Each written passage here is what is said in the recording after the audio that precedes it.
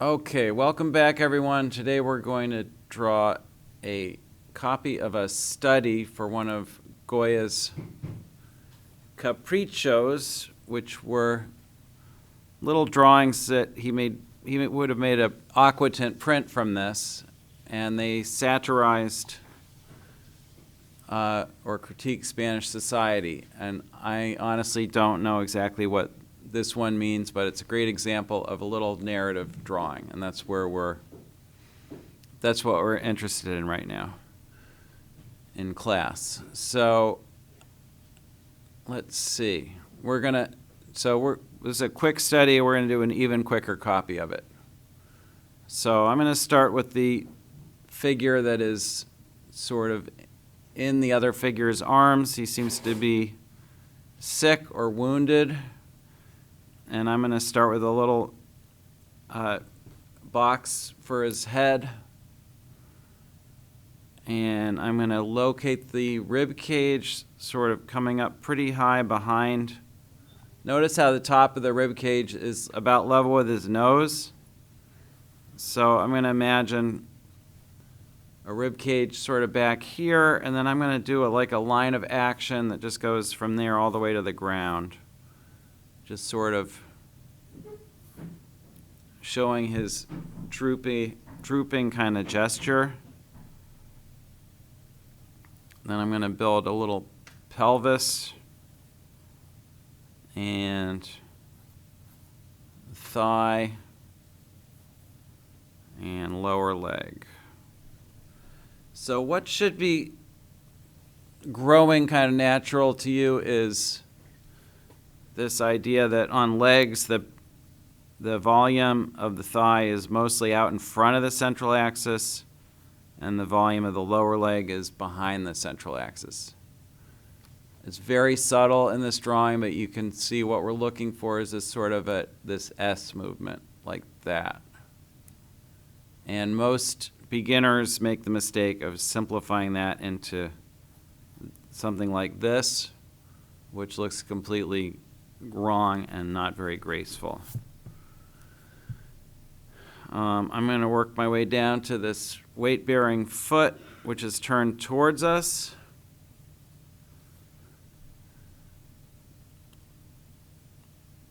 And we're going to throw the other foot up above it. It's quite a bit higher in the picture plane than these toes, are a lot higher than these toes. It might be worth thinking about what this angle is. See, it's about 45 degrees. And I'm going to do a quick profile of this other leg.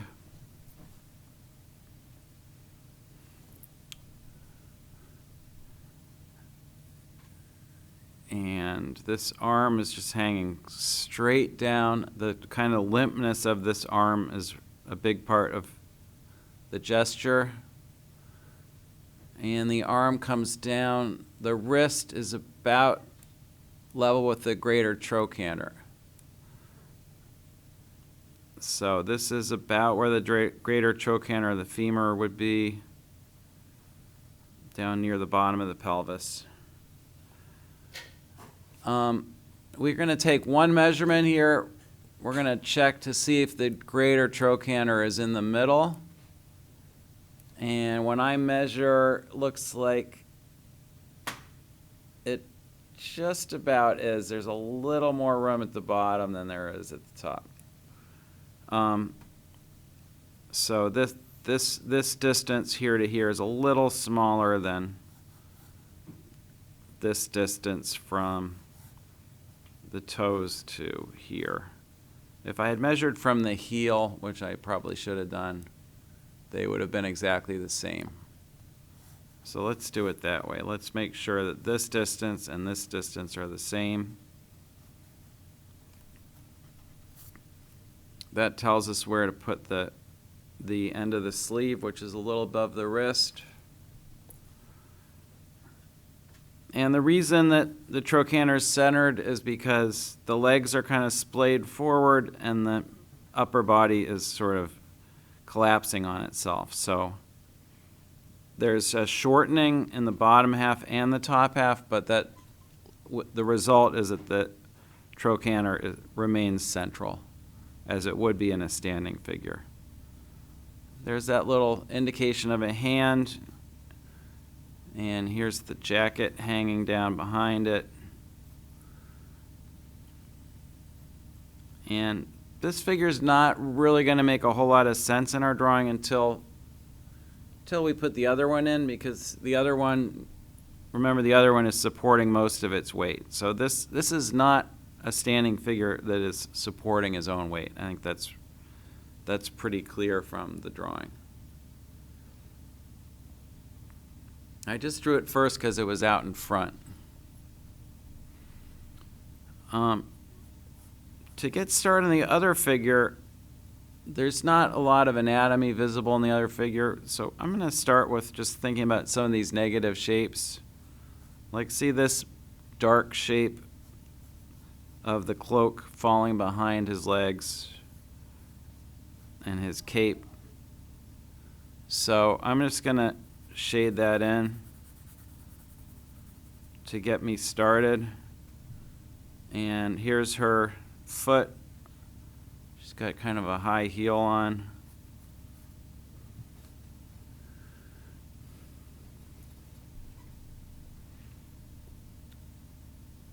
And here's a really powerful gesture. Let's start with this shape of this skirt.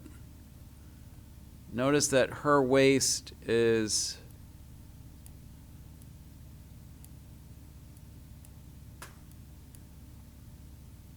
about 2/5 of the way between the center of this figure and the top of the head. That's fractional thinking. Trust me, artists do say these kind of things to themselves all the time, and it really helps if you can get in the habit. So this is about 2/5 of the way from between here and here. If you're not used to thinking in terms of fifths, just it's definitely a little more than a third and a little less than a half. So 1/3 is 2/6, and 1/2 is 3/6. We're kind of in between here and here, so we end up with 2/5. Okay, so having located where this pinched waist ends, now I'm going to do this curve coming out.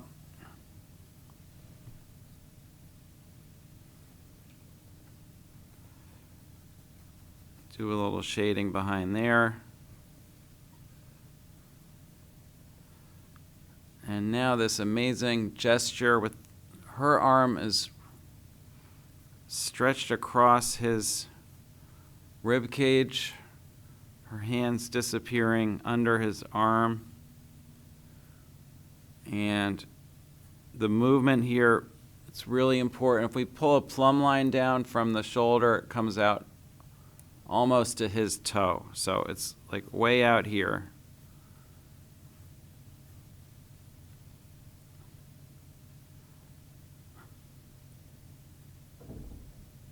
And I keep saying her, but I'm not sure of the gender here. I see the high heels and the long skirt, but I wish I had more information about this, what's going on here, but I just don't.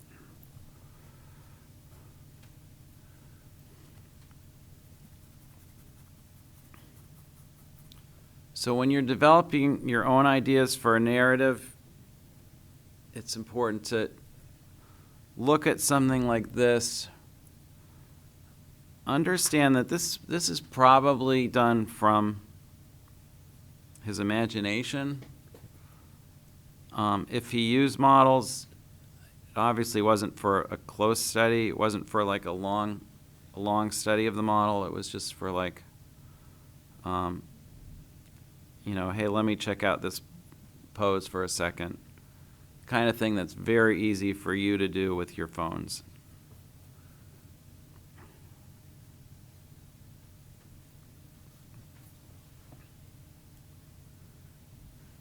And her other arm is wrapped around and her fingers are clutching his shoulder back here.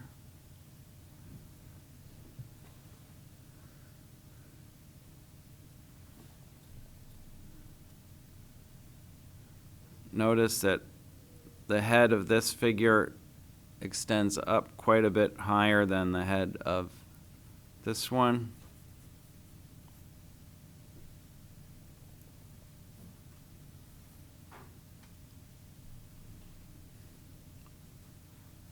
And while you're catching up, I'm going to do a little of this background drawing, which I'm not requiring you to do unless you have time.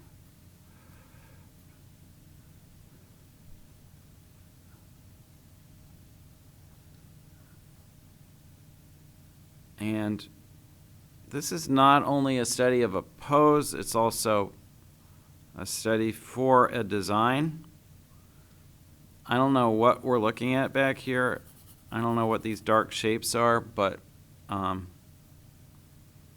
they are clearly important for the design. Design is largely a matter of arranging your darks within the frame in a way that makes sense and is pleasing to the eye. So,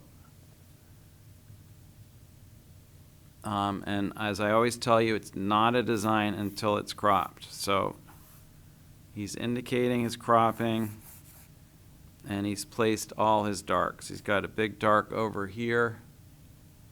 Again, I don't know what this is, but I understand how it's helping the design.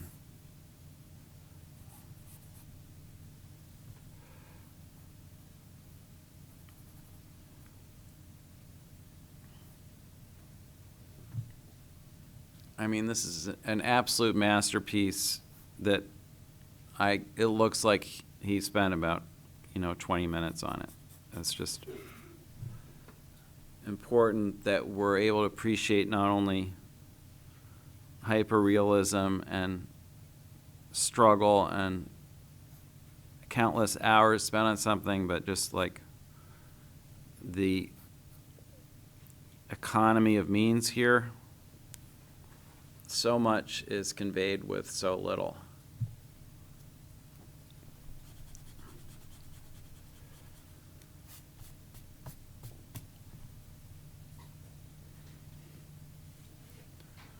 Okay, so no matter where you are in your progress right now, we are going to take a closer look at the faces. And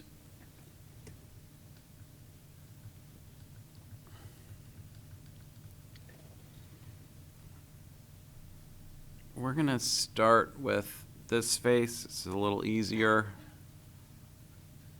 We've got this shadow under the jaw.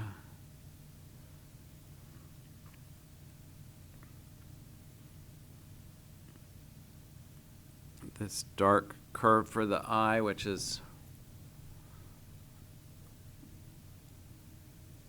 pretty far down. Brow ridge.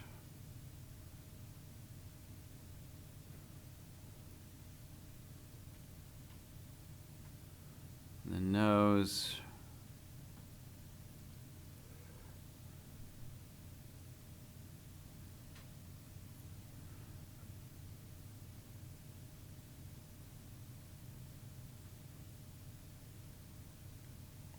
It's really impressive how believable the emotion is of this face.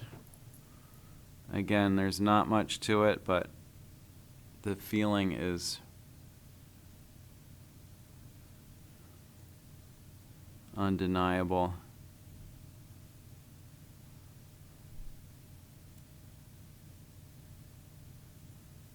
So we end up with something like this.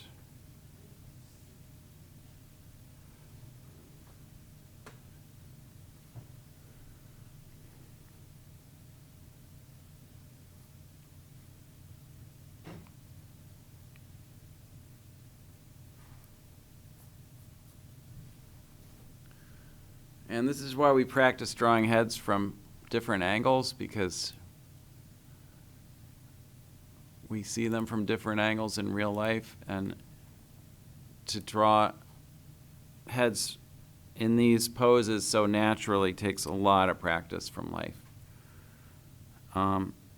So this head is tilted the other way. We're looking down on this nose. We're looking up into this nose. That little shortcut I often do is to draw that little bottom plane of the nose.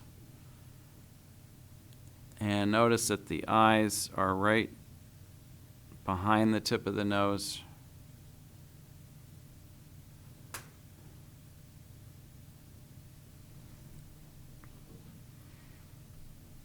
Nostrils, I'm going to put the nostrils on that bottom plane that I drew, and sort of gaping mouth. Definitely some exaggeration in the sizes of these mouths, which contributes to the feeling.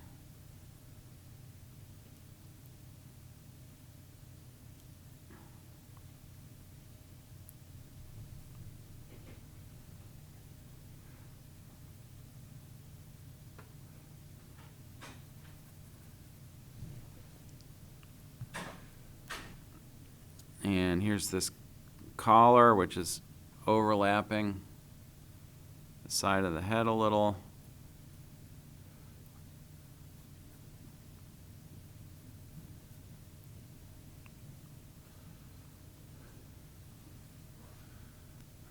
And I think I placed my mouth just a little too low. Notice that philtrum is really short because we're looking up into it. So I just fixed it.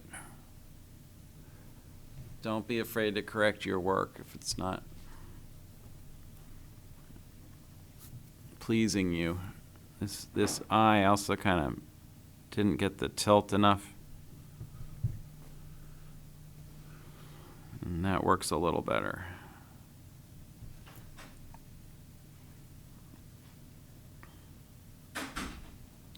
Okay, we're going to zoom out again.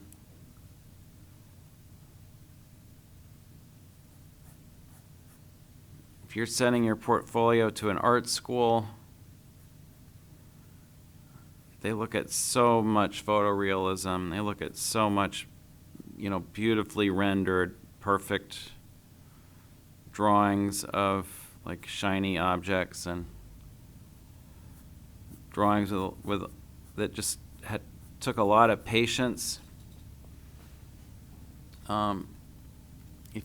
If you show them anything that has the kind of bold mark making and feeling that you see in a drawing like this, they're going to be so much more impressed because they just don't see much of this. And the way you get there is by studying work like this and copying it.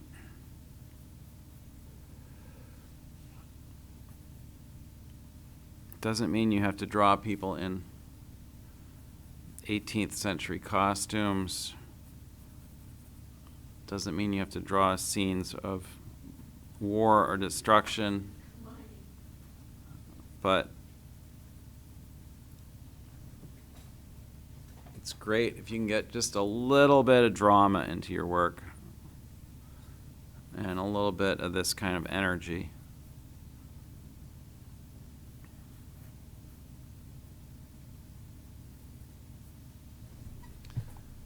Notice one of the things on my rubrics is craftsmanship, and for a drawing like this, what we're looking for is what you see me doing, which is starting out the drawing with light lines. Notice I'm not erasing those light lines, I'm just going over them, but as I look for my actual contours, I'm hitting the paper much harder, so that the light lines just sort of disappear by contrast to the dark lines on top.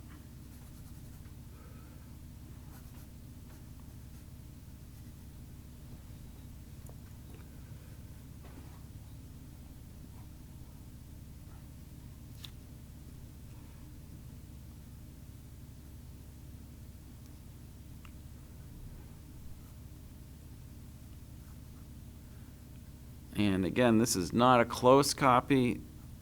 This copy is valuable whether or not it comes out good, because when we finish the copy, remember, we know that we've seen the drawing.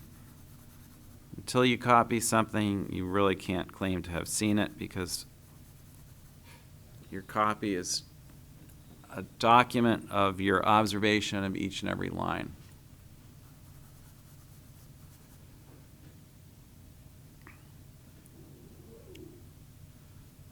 We shouldn't need to really pack up yet, because we can draw for 2 more minutes. What's that? Oh, okay.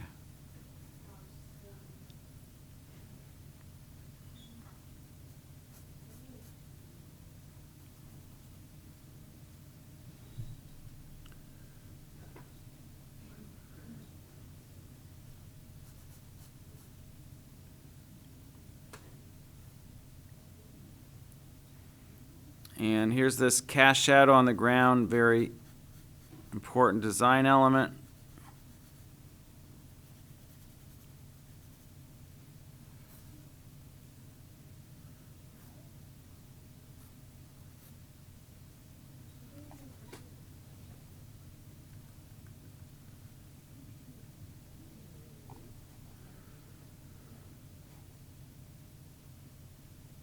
And now I'm going to virtually step back a little and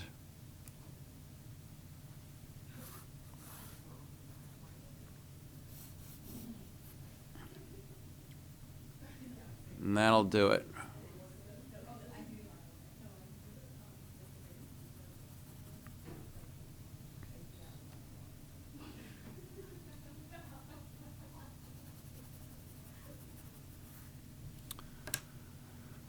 Okay, that's it for this video. Thanks for watching.